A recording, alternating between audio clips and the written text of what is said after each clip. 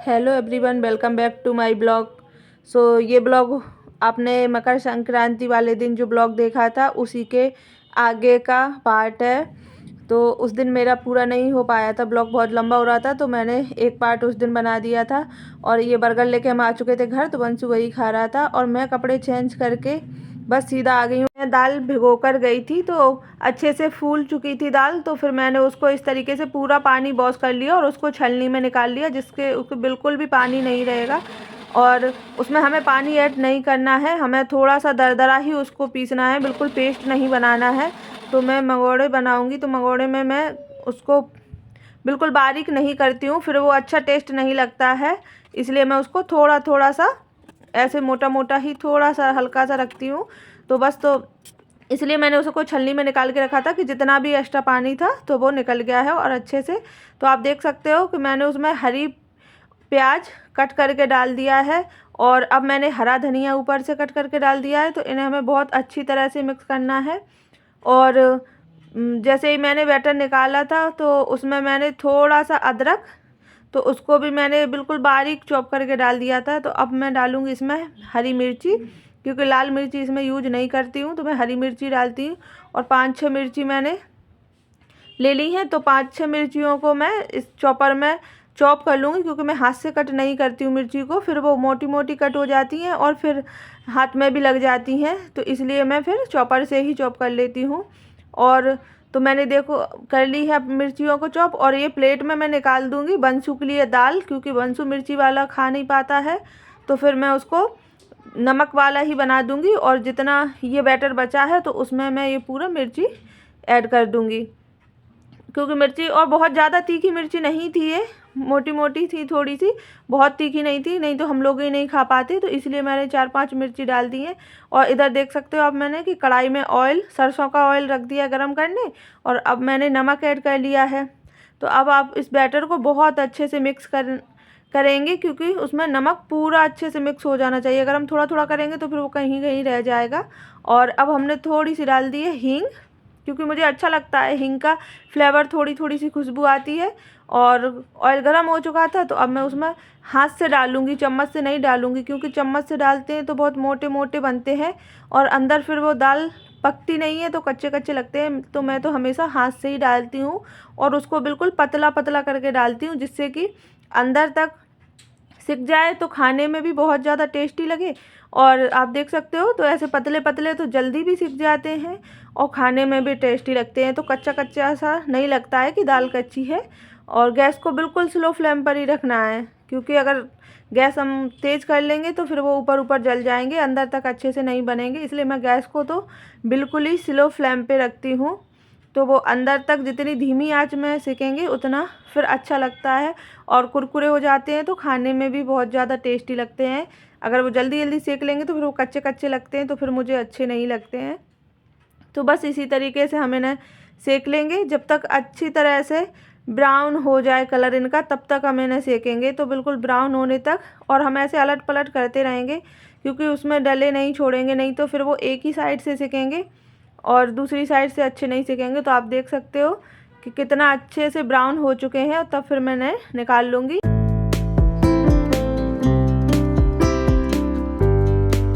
तो अभी मैं पूरे नहीं बनाऊंगी, जितना हम लोगों को खाना है बस उसी हिसाब से अभी बना लूँगी। तो और जो दाल बचेगी तो उसको फिर मैं रख दूँगी फ्रिज में, जब हमें लगेगा फिर उस टाइम पे फिर बना लूँगी। तो ये थोड़ी देर बाद मैं फिर से बना रही थी, पहले मैंने बना लिए थे और फिर हम लोगों ने खा लिए थे, लेकिन फिर से खाना था तो फिर मैंने फिर से और सेक लिए, क्योंकि बना के रख दो तो फिर वो ठंडे हो जाते हैं, फिर उनमें अच्छा नहीं लगता है, वो टेस्ट भी नहीं आता है उतना जितना कि गरम गरम खाने में। और सर्दियों में तो कोई भी चीज़ खाओ आप, तो गरम गरम खाने में ही बहुत ज़्यादा अच्छा टेस्ट आता है। तो इसीलिए तो पहले मैंने बना लिए थे, फिर बीच में मैंने बना ली थी चटनी, जो कि हरा धनिया और हरी मिर्ची, लहसुन, अदरक, टमाटर, तो ये सब डाल के मैंने बनाई थी चटनी। तो इसलिए फिर मैंने गैस को बंद कर दिया था कि पहले चटनी बना लूँ, तो चटनी के साथ खाने में तो और भी ज़्यादा अच्छा टेस्ट आ जाता है। तो बस इसीलिए, और अभी मैं थोड़े से और बना लूँगी, क्योंकि अभी थोड़ा सा मन और कर रहा है चटनी के साथ खाने का, तो इसलिए अभी थोड़े से और बना लूँगी। और आप देख सकते हो कि मैं हाथ से ऐसे पतले पतले ही डाल रही हूँ, जिससे कि बहुत अच्छे से सिक जाए। और आप लोग कैसे बनाते हो तो ज़रूर कमेंट करके बताना मुझे। और इधर मैंने वंशु के भी सेक दिए थे, ये जो छोटे छोटे दिख रहे हैं वो वंशु के लिए बिना मिर्ची वाले हैं, और ये जो थोड़े बड़े बड़े हैं तो वो मिर्ची वाले हैं। तो मैंने वो अलग रखे हैं क्योंकि वंशु खाता नहीं है मिर्ची से, और चटनी से भी नहीं खाता, वो सॉस से खाता है।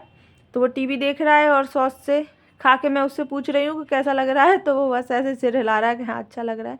और अब मैं फिर से आ गई हूँ किचन में। तो ये रखा था जो बाजरे का आटा होता है वो, तो मैं घर से लेके आई थी रोटियां बनाने के लिए, पर मैं रोटी बना नहीं पाती हूँ बाजरे की। तो फिर मैंने सोचा कुछ तो इसका बनाना ही है, नहीं तो फिर आटा ख़राब हो जाएगा। तो इसीलिए मैंने 2 कटोरी आटा ले लिया है। और ये रखी थी मेरे पास तिल, तो मैंने बहुत सारी उसमें तिल ऐड कर दी। और ये गुड़ है, तो ये इस तरीके से है इसको। तो मैं इसको छोटा सा तोड़ लूँगी और इसको थोड़ा सा इसमें पानी डाल के और हल्का सा गुनगुना करूँगी, बस बहुत ज़्यादा गर्म नहीं करना है पानी को, हमें हल्का सा ही बस गुनगुना करना है। और फिर हम हल्के हाथ से ऐसे दबा दबा के पूरा अच्छे से मेल्ट कर लेंगे, तो ये अच्छे से मेल्ट हो जाता है। और अब मैं बैठ गई हूँ नीचे क्योंकि खड़ी खड़ी बहुत ज़्यादा थक जाती हूँ, पैरों में फिर दर्द होने लगता है। तो फिर मैं अब बैठ गई हूँ नीचे, और इधर मैं जिस गुड़ का पानी मैंने बनाया था उसी से मैं इसको आटे को ऐसे गूँथ के रख लूँगी। तो आप अपने हिसाब से गुड़ डाल सकते हो, आप अगर ज़्यादा मीठा खाते हो तो आप ज़्यादा भी डाल सकते हो। मैं तो मीठा खाती हूँ तो इसलिए मैंने इतना सारा गुड़ ले लिया था। अगर आप कम मीठा खाते हो तो आप कम भी कर सकते हो। तो बस हम इस तरीके से, और बहुत ज़्यादा अच्छे से इसको ऐसे सॉफ्ट और बहुत ज़्यादा टाइट भी नहीं, मीडियम ही हम इसको इस तरीके से गूँथ लेंगे। तो आप देख सकते हो। और अब मैं फिर से आ गई हूँ किचन में। तो ऑयल जो कढ़ाई में रखा था जिसमें हमने मंगोड़े सेके थे वही ऑयल है, तो उसी को मैंने गैस को ऑन करके रख दिया है। जब तक वो हल्का गर्म होगा जब तक मैं ये बना ले रही हूँ। तो इस तरीके से मैं बनाती हूँ, मैं हाथ से नहीं बनाती हूँ, बहुत टाइम लगता है उसमें, और मोटे मोटे तो फिर मुझे अच्छे भी नहीं लगते हैं, तो मैं बेल के ही बना लेती हूँ। और इस तरीके से मैंने इनको छोटा छोटा कट कर लिया है। तो आप देख सकते हो, ना तो बहुत ज़्यादा मोटा रखना है और ना तो बिल्कुल पतला करना है, क्योंकि बाजरे का आटा है तो बहुत टूटता भी है।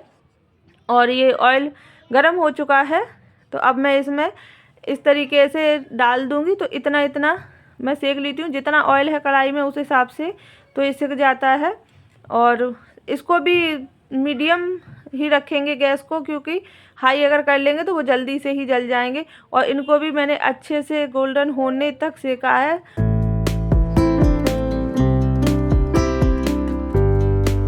तो इनको मैं पूरा ही सेक के रखूँगी, बचा के नहीं रखूँगी, नहीं तो फिर वो चिपक जाएंगे पूरे। और आप देख सकते हो कि मैं गरम गरम ही तोड़ के दिखा रही हूँ हाथ में, तो बहुत ज़्यादा अच्छी तरह से सिक जाते हैं।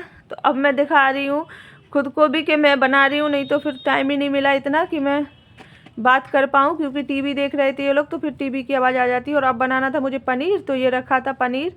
तो पनीर के लिए मैंने हरी मिर्ची और प्याज, टमाटर, अदरक तो इस तरीके से बड़ा बड़ा मोटा मोटा सा चॉप कर लिया है। और प्लेट में लिया है काजू, तिल और ये खसखस। तो इतना सब आपको पनीर के लिए चाहिए। और इसमें है काली मिर्च, और इसमें है काली मिर्च और लौंग, ये 2 चीज़ मैंने ले ली। और देख सकते हो आप कढ़ाई में मैंने लिया है थोड़ा सा ऑयल, और ऑयल गर्म हो गया है। तो अब हम इसमें डाल देंगे हरी मिर्ची। तो मैं बना रही हूँ शाही पनीर, तो शाही पनीर के लिए ये सब ऐसे पहले से ही रोस्ट करके रखते हैं। और अब मैंने डाल दिया है उसमें प्याज। तो हमें बहुत ज़्यादा डार्क नहीं करना है और बहुत ज़्यादा मतलब कच्चा भी नहीं रखना है, हल्का हल्का सा। और 1 इलायची डाली है मैंने। तो अब इन्हें हम इस तरीके से ही ऐसे चलाते रहेंगे जिससे कि वो जले भी नहीं। और थोड़ा सा मैंने डाल दिया इसमें काली मिर्च और लौंग, तो इनको भी हम ऐसे ही बस। और आप देख सकते हो कि प्याज हल्का हल्का सा कलर चेंज होने लगा है प्याज का। तो अब हम इसमें ऐड कर देंगे जो हमने काजू, तिल और खसखस को लिया था वो। तो आप अपने अकॉर्डिंग डाल सकते हो, जितना आपको अच्छा ग्रेवी चाहिए उस हिसाब से आप क्वांटिटी बढ़ा भी सकते हो काजू की। तो हमें 3 ही लोग हैं हम, तो उतना बनाना था, तो इसी हिसाब से मैंने रखा है। और इसमें बस मैंने 1 टमाटर डाला है जो कि बड़े साइज़ का टमाटर था।